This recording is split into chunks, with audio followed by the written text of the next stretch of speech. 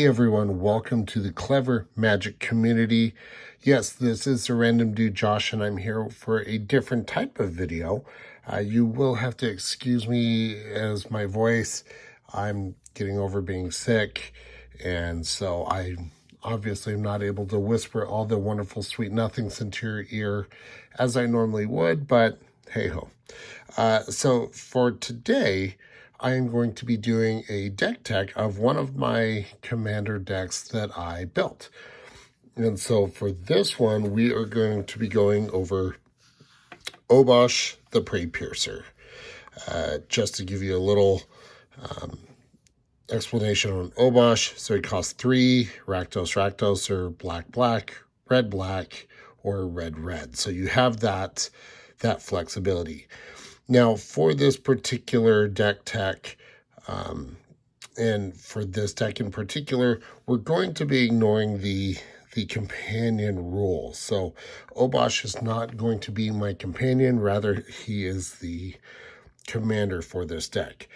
The biggest thing with him, he says that if a source you control with an odd converted mana cost would deal damage to a permanent or a player, it deals double that damage to that permanent or player.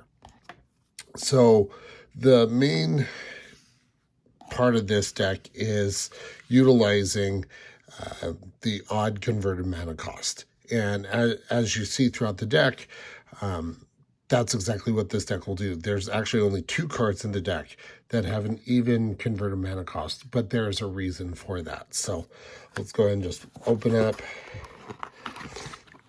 the box here. So what we'll do is we'll start off with the creatures. So give me a moment here. I have it broken up by creatures, planeswalkers, artifacts, and then we go into sorceries and instants and all that fun stuff. Okay, so first and foremost, Goblin, Slinger. So again, remembering the whole odd converted mana cost, this is where it's going to really be helpful. So Goblin, Slinger, you can tap him.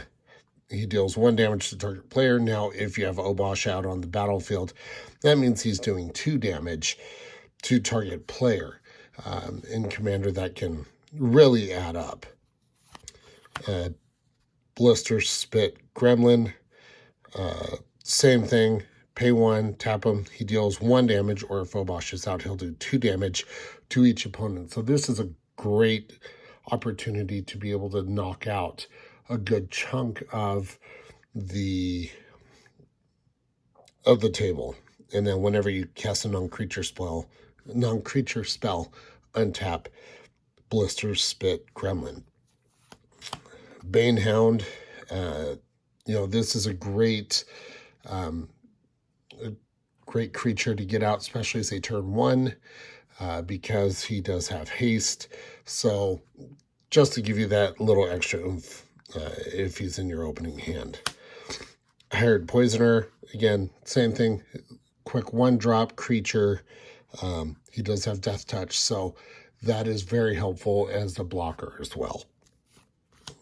Prodigal Pyromancer, great card, again, very similar to Goblin, Slinger, in that you can tap him, he deals 1 damage to target creature or player, and then you're able to then, sorry about that. Okay. You're able to tap him. If Obosh is on the battlefield, then again, it'll actually do 2 damage. Moonglove Changeling, another great creature, being able to utilize the Changeling mechanic, as well as you can give him Death Touch. Wall of Shadows, it's always good to have a solid blocker. Any damage dealt to Wall of Shadows by creatures that blocks is reduced to 0. That really is helpful, because if you've got an opponent who's sending a big, say like a 10/10 creature your way, this will reduce all that damage to 0. So that will also override any sort of trample damage as well. So Solid card. Rakdos Ixpitter, again, one of those tap creatures. If you have Obosh out, he'll do 2 damage to target creature, and that creature's controller loses 2 life. Again, that's if Obosh is out. If Obosh is not on the battlefield, then obviously 1 and 1. Tunneling Geopede, abusing landfall. If you have Obosh out, I mean, this will do some damage, especially if you play something like Evolving Wilds, any fetch lands, anything that you can be able to get 2 lands onto the battlefield. This will do damage. Lizolda the Blood Witch, she's a lot of fun. Pay 2, sacrifice a creature. She'll do 2 damage to target creature or player if the sacrificed creature was red. Draw a card if the sacrificed creature was black. So, for kicks and giggles, say you sacrifice Rakdos Ixpitter because you've got black and red in the converted mana cost, that would actually cover both options. Grim Dancer enters the battlefield with your choice of 2 different counters on it from among Menace, Death Touch, and Lifelink. That really is up to you based on what you want to do, and based on how the game is going and what sort of challenges the table is bringing. Wall of Spears, again, just having another solid blocker. I like this one because, one, not only is it an odd converted mana cost utilizing Obosh, but it also has first strike. So 4 damage, first strike against any sort of opponent is going to be very helpful, especially in the mid game. Mayhem Devil, whenever a player sacrifices a permanent, Mayhem Devil deals 1 damage to any target. So especially for decks that will have any sort of sacrifice outlet, this could be very deadly to them. Sir Conrad the Grim, honestly one of the most underrated cards, in my opinion, from Throne of Eldraine. Comes in a little steep of a casting cost, 3 black, so for a total of 5. Whenever another creature dies or a creature card is put into a graveyard from anywhere other than the battlefield, or a creature card leaves your graveyard, Sir Conrad the Grim deals 1 damage to each opponent. Again, board wipes, any sort of mill outlet, things like that. Sir Conrad's going to do a plethora of damage, especially if you have Obosh out. Charging Tuscadon, excuse me, 3 red for a 4/4 with trample. If you deal combat damage to a player, it deals double that damage to that player instead. So this is really helpful when you combine it with Obosh, in that this will trigger first. Obviously, you'll do double that damage. But then, if Obosh is out, you're going to take that double damage and double that again. So again, really paying attention to the odd converted mana cost. Invader Parasite, 3 red. So again, an odd converted mana cost. Whenever Invader Parasite enters the battlefield, exile target land.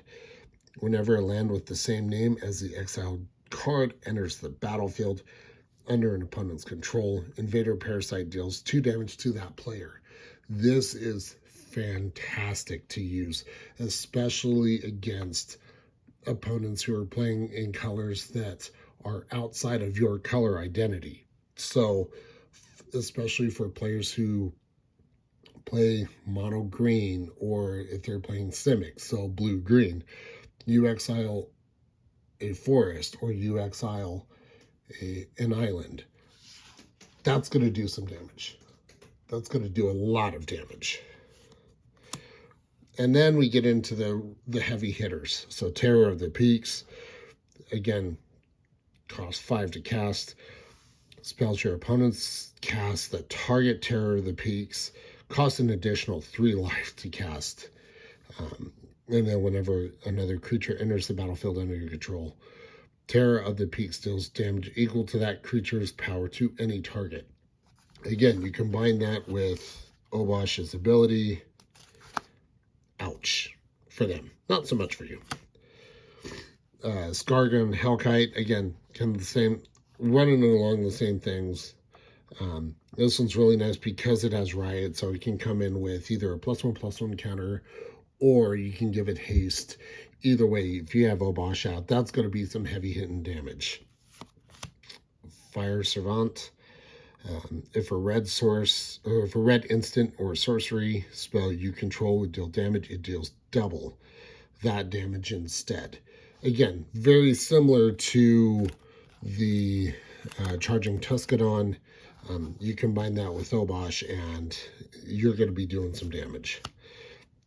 And then finally, just getting it, rounding up the last few creatures here, Dracus, Maw of Flames.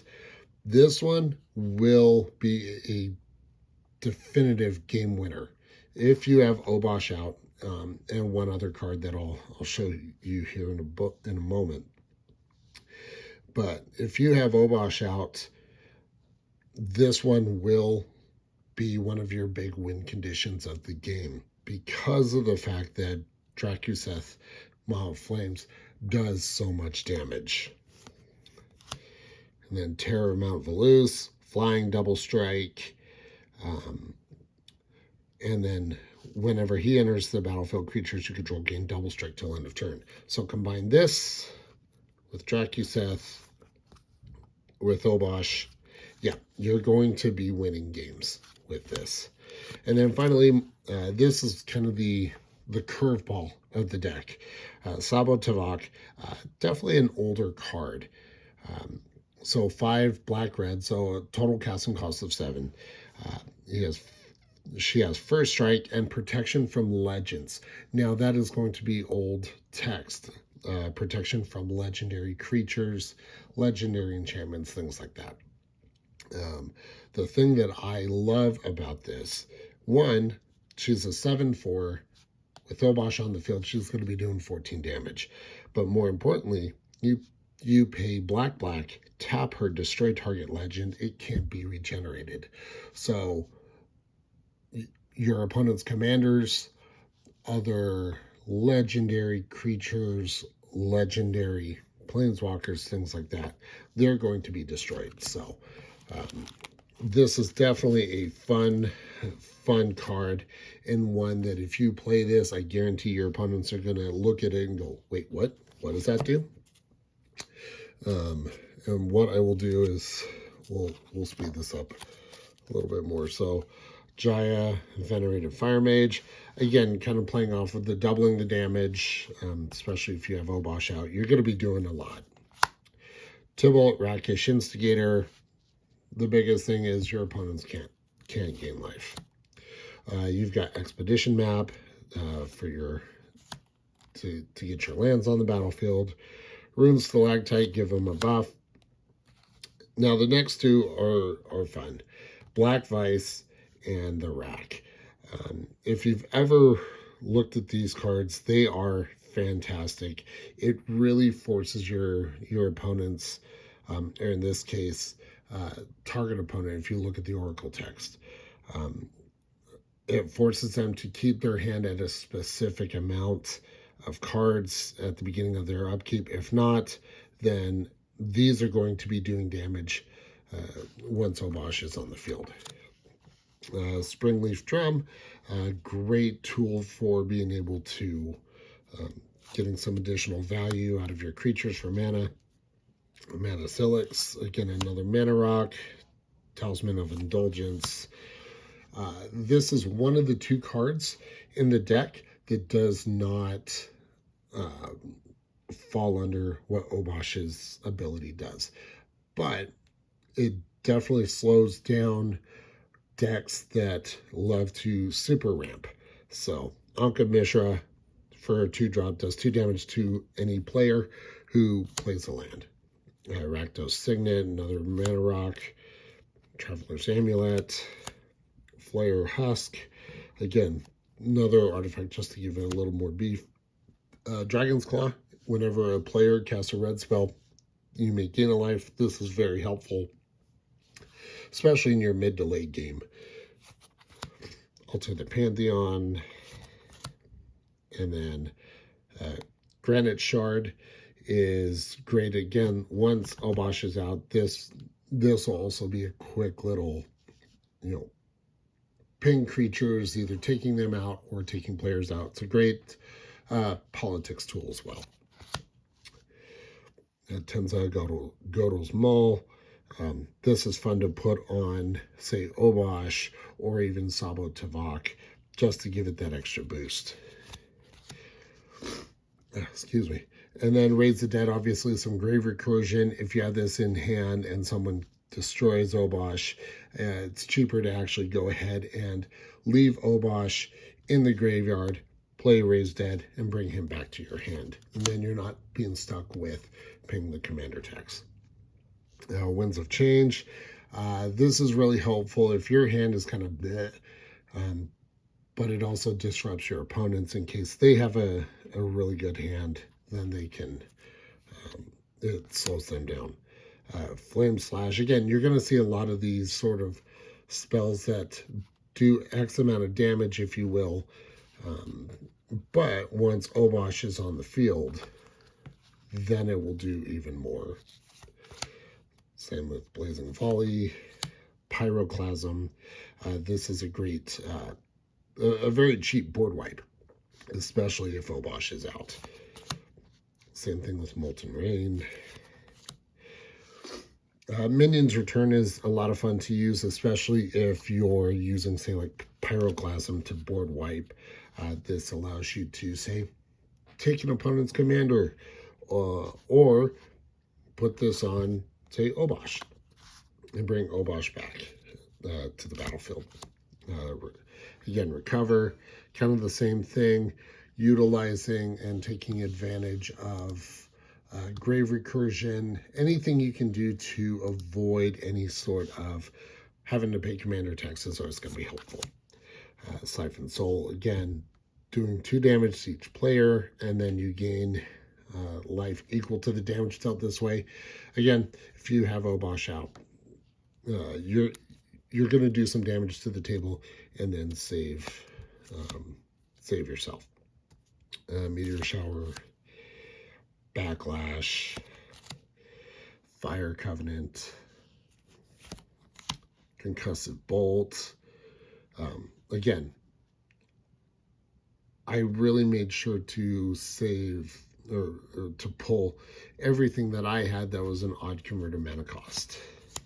Hell from Beyond, Sarkon's Catharsis, Spontaneous Combustion. This one's a fun board wipe, just because if the table is really getting out of hand, if you have Obosh out, yes, Obosh will die, but given the fact that this will be on the stack, that means you're doing 6 damage to each creature. Shatter, great way to take out enchantments. Dark Ritual, especially if you can get that turn 1. Same thing with Kaya's Ghost Form. It allows you to bring your creature, say, Obosh back. Unholy Strength. Reptilian Reflection. Whenever you cycle a card. This one I may honestly take out. The more I think about it, I don't really have a whole lot of cycling in it. I'm not sure why I put this in, but hey-ho. Underworld Dreams, same thing. Whenever an opponent draws a card, it deals 1 damage to that player. Bastion of Remembrance. This is really helpful, especially if you're board wiping. It allows you to kind of take advantage of your creatures dying. And then Fiery Emancipation. This one is a beaut. So it is also the second card that has an even converted mana cost. So Ankh of Mishra is one, Fiery Emancipation is the other.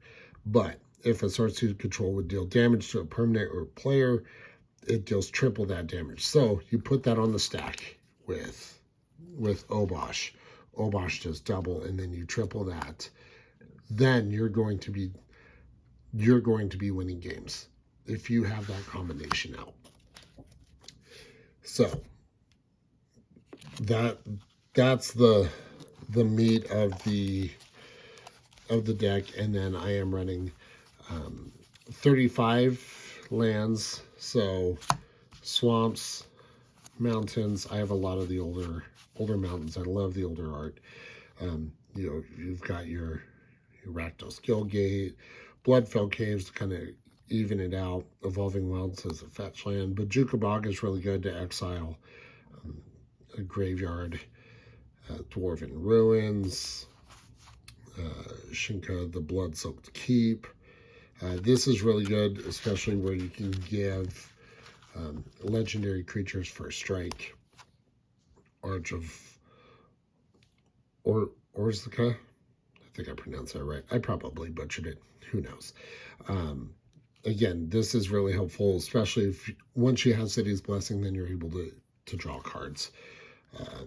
Witch's Cottage, allowing you to be able to bring a creature card and move it to the top of your library. Field of Ruin, again, another way to kind of slow your opponents down while not completely disrupting the game. Wrath's Edge, a wonderful way to be able to not only fix your colors, but at the same token, it allows you to also do some damage. Shimmering Grotto, Interplanar Beacon, especially with the 2 Planeswalkers, that's always helpful. Gateway Plaza, Unknown Shores, and then Rocky Tar Pit, a wonderful fetch land. So that is the deck as a whole. I will put the link to the deck list in the description. Let me know what you guys think would be a great, what would be good additions for the deck. If there's anything you think I should take out. I know there's the one enchantment I need to take out, but I've got a pretty good idea of what I can put in to replace it. So I hope you guys enjoyed this. If you did, give it a good old thumbs up, because that's how we like to do that here. And then make sure to check out clevermagictrevor.com for all the different buy-ins, battles with Trevor or other subscribers, any sort of other box breaks. And then make sure to stay tuned to the channel, especially coming December 1st as we kick off Exotic MTG's 31 Days of Christmas. I'm super honored to be a part of that. And so, yeah, that'll be awesome. So hope you guys enjoyed this, and we'll catch you guys later.